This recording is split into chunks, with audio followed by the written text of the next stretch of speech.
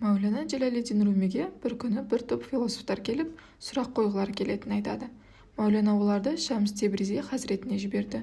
Олар Шамс Тебризи хазіреттің жанына барып, мешітте шәкірттеріне кірпішпен тәйәммүм алуды үйретіп жатқанын көреді. Философтар 3 сұрақ қойғылары келетінін айтты.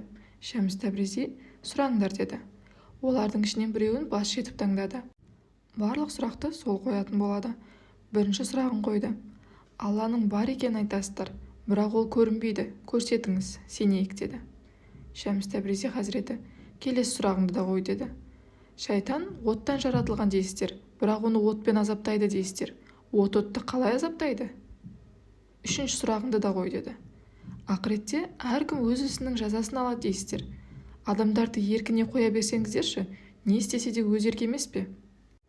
Сонда Шамс Тебризи қолындағы кірпішпен әлгі адамның басына ұрады.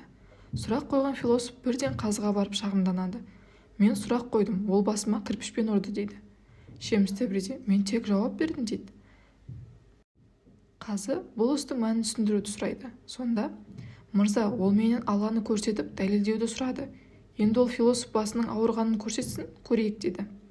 Философ таңданып, ауырғанын сеземін, бірақ қалай көрсетемін, көрсете алмаймын дейді.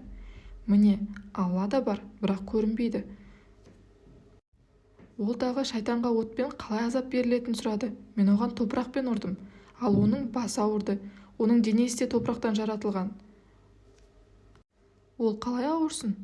Және үшінші сұрағы да, адамдар не істесе де өз еркі, одан ешкімнің ақысы болмасын деді. Ал мен оның басына кірпішпен ұрғым келді және ұрдым. Енді неге өзінің ақысын сұрап жүр? Сұрамасын, іздемесін. Бұл дүниеде кішкентай мәселе үшін ақы ізделсе, ақыретте мәңгілік өмір үшін қалай ақы ізделмесін дейді. Философ бұл керемет жауаптардан кейін ұялып сөйлей алмай қалады.